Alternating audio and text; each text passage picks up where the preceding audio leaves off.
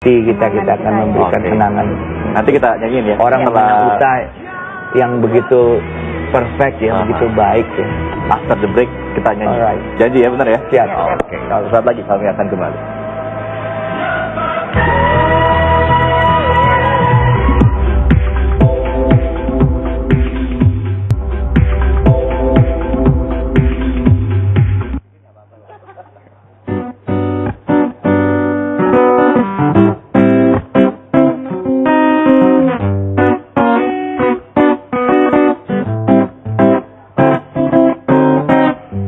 Wajahmu ku pandang dengan gemar.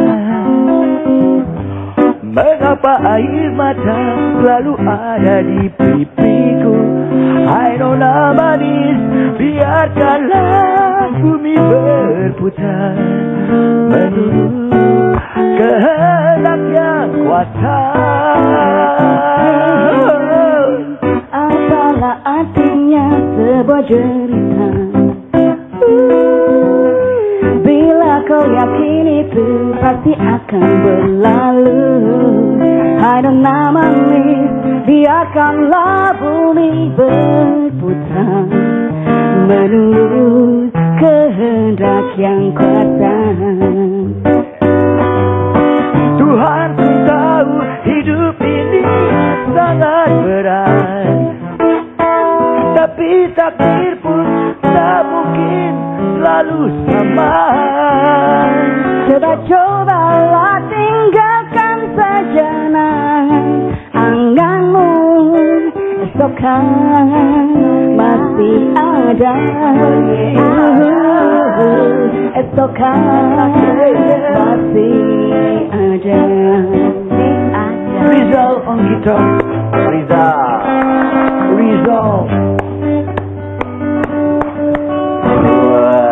Apa ini juga esokan masih ada. Iya, inilah lagu yang selalu optimis ya. Dan aku nggak kebayang emang Uta nggak apa ya, walaupun sangat berat tapi ngelihat dia begitu tenang dengan senyum, ganteng, gagah pergi, itu ya mungkin lebih baik daripada dia harus berlama-lama dalam kondisi dia Uta yang tidak bisa seperti dulu bernyanyi, karena buat dia hidup adalah bernyanyi gitu selama-lamanya. Saya dengar malahan Bung Uta ini ketika tahu bahwa dia sedang susah untuk nyanyi itu sempat nangis atau stres sendiri gara-gara aduh nggak bisa nyanyi gitu. Benar. Ada ceritanya nggak? Iya, jadi waktu terakhir kami ke rumah Bung Uta, saya antar Mas Anas sama Bang Rabadan Pohan, itu Bung Uta coba untuk ikut bernyanyi karena kita sama-sama nyanyi kan waktu itu.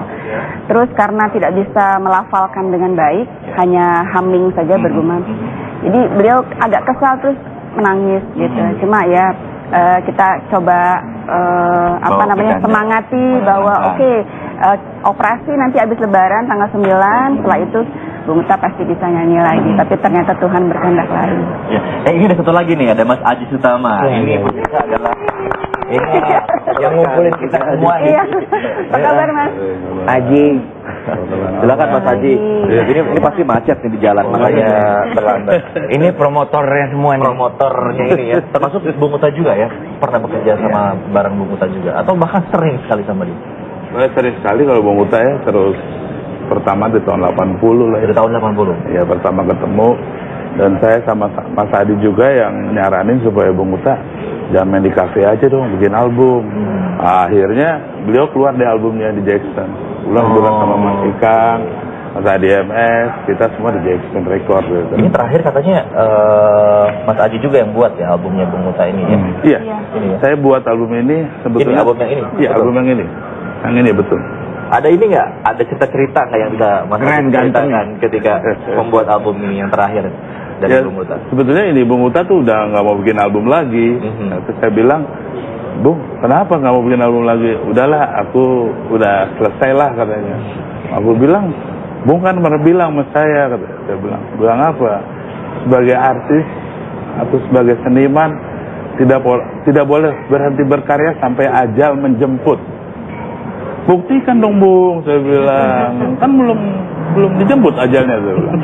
Ya udah deh, oke deh kalau gitu rekaman deh. Dia gitu. Saya bilang. Jadi Bung Uta membuktikan, dia selalu bilang ke saya, sebagai seniman tidak boleh berhenti berkarya. dalam keadaan apapun, dalam situasi apapun, sebelum ajal menjemput kita harus berkarya. Nah, ada satu bukti waktu saya datang, beliau sedang sakit. Begitu datang dengan Memes dan Odi Agam, sampai di sana, beliau langsung nyanyi di Puncak Asmara, misalnya. Siapa? Puncak. Bung Uta. Terus saya bilang, tapi nggak pakai lirik gitu ya. Oh, ini yang dibilang nih ya, bahwa dalam keadaan apapun, kalau seniman sejati harus tetap nyanyi. Jadi kalau saya pencipta lagu harus tetap cipta lagu.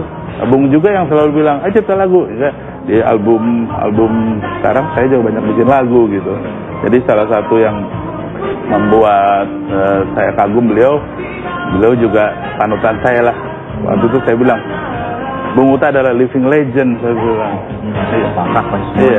Iya. Ada satu lagi yang saya kaget, saya bilang, Bung, Glenn Fredly itu nyanyi lagu Esok Kan Masih Ada, Bung. Bagusan mana Bung Uta sama Glenn Fredly, saya bilang. Bagusan Glenn. Wah, kok gitu? Iya. Ibarat saya hanya menanamkan dasarnya, yang mengembangkan Glenn. Iya, bicara seperti itu. Wah, ini saya yakin kalau Glenn mendengar cerita ini pasti dia juga akan sangat terharu. Iya, dia bilang gitu. Glenn itu bagus sekali, lebih bagus dari saya. Dan Bung Uta tidak pernah bilang dirinya bagus. Ini saya kira kita akan ke Ciganjur ya, ke Ciganjur untuk melihat di Ciputat. Oke, di Ciputat untuk melihat seperti apa suasana di sana. Sudah ada rekan kami, ada Risti Ayu ya, Risti Ayu yang sudah berada di sana. Risti, bisa diceritakan ada siapa saja yang berkunjung ke sana, bisa juga Anda elaborasi lagi situasinya, suasananya seperti apa di sana? Ya, Prabu dan juga Marisa, saat ini suasana di rumah duka penyanyi jazz asal Ambon almarhum Utha Likumahua sudah semakin ramai. Tentunya tidak hanya dari keluarga, namun juga beberapa kerabat sudah mulai hadir berdatangan untuk melayat dan juga menghibur keluarga yang ditinggalkan. Dan tentunya beberapa dari para pelayat yang akan hadir ini nantinya akan turut mengantarkan jenazah ke lokasi pemakaman yang rencananya jenazah akan diberangkatkan dari rumah duka sekitar jam 11:30 yang nanti setelah digelar kebaktian dan juga dengan perjalanan sekitar kurang lebih 2 jam.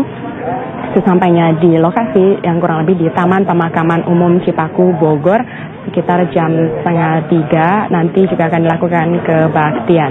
Dan tidak hanya kerabat, juga beberapa diantaranya ada rekan-rekan musisi lain, karena seperti diketahui selama berkarir Utha Likumahua ini dikenal sebagai sosok yang periang, sehingga ia mudah dikenal dan mudah akrab dengan rekan-rekannya. Dan tidak hanya dikenal juga berkarir dan berprestasi di dalam negeri, Utha Likumahua juga berprestasi atau mengharumkan nama bangsa di dunia internasional. Salah satunya ia pernah mendapatkan penghargaan berpenampilan terbaik kedua pada ASEAN Pop Song Festival pada tahun 1989 di Manila. Selain itu juga ia pernah menjuarai sebagai juara 2 di ajang Asia Pacific Singing Contest di Hong Kong, juga juara 2 Asia Pacific Broadcasting Union di Golden Kite Award Song Festival di Kuala Lumpur. Dan untuk mengetahui bagaimana atau mengenal lebih jauh tentang sosok Utha Likumahua, bersama saya sekarang sudah ada juga penyanyi yang juga dikenal pada tahun 80-an, yaitu Tante Betaria Sanata. Ya, Tante bisa agak berdiri untuk menghadap ke kamera. Ya, selamat siang. Siang. Ya, bisa diceritakan Tante mungkin sejauh mana sih Tante mengenal sosok Utha Likumahua ini? Utha baik, low profile, suka bercanda sama saya. Kalau bercanda pasti dia suka nanya, cowok lu mana? Yang mana? Selalu begitu. Tidak lepas dari itu. Terakhir saya ketemu 2 tahun lalu, show di Balikpapan, tahun baru ya. Emang dia udah lemah, udah sakit, udah nyuruh saya untuk banyak pantang gitu kan, karena umur katanya dia bilang gitu. Dia udah kena gula memang juga gitu. Terus sionya bagus ya, dan dia tetap ramah. Sejauh mana atau apa sih yang paling diingat sama Betaria ini terkait dengan sosok Utha Likumahua? Kenapa? Yang paling diingat karakter atau sosok Utha Likumahuwa? Yang paling diingat itu dia kalau ketemu pasti dia suka nanyain, cowok yang mana? Gitu, selalu begitu, jadi suka bercanda mas saya. Iya. Mungkin terakhir, rencananya ke depan mungkin akan ada rencana nggak membawakan karya-karya Utha Likumahuwa meskipun memang berbeda genre dengan yang Wetaria bawakan? Enggak tuh, enggak. Cuma saya suka memang lagu-lagunya dia, suaranya bagus, show-nya juga, waduh, terakhir waktu 2 tahun lalu walaupun dia dalam keadaan sakit, tapi show-nya suaranya masih mantap banget gitu loh. Iya, bagus gitu loh. Ya, Prabu dan juga Marisa, seperti yang sudah didengar bersama tadi juga suasana di rumah duka ini sudah mau dimulai proses kebaktian untuk menutup peti jenazah almarhum Utha Likumahuwa. Kembali ke studio rekan-rekan. Oke, Rizky Ayu, terima kasih atas laporannya. Jadi juga tadi kita sudah sama-sama lihat ya, namun sudah banyak yang datang di sana juga. Ini menandakan begitu banyak orang yang punya keterkaitan emosi dengan seorang Bung Utha Likumahuwa. Dan semalam juga melimpah ruah ya di sana, dan sebenarnya lebih banyak lagi, banyak yang nggak bisa ketemu rumahnya juga. Kalau yang baru pertama kali mungkin agak sulit. Iya, betul. Baik, ini terima kasih sudah datang di Eleven Show. Barangkali kita ingin mengenang lagi Bung Utha. Tolong nyanyikan lagi satu lagu deh. Ini ada Mas Aji Sutaman juga kan, yang tahu nih lagu mana nih yang mesti kita nyanyiin, Mas Aji. Ini aja ya?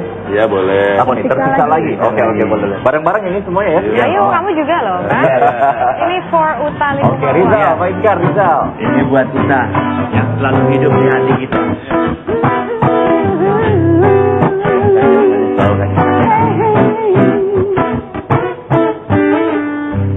Kalau surya menghilang, bulan dan bintang kan bersemi lagi, bagaikan perisai yang datang menyinari sukma yang dilanda. Bukan kalau burung berkicau mentari pagi akan datang lagi, menghangatkan hati yang sedang mabuk asmara yang menyita raga.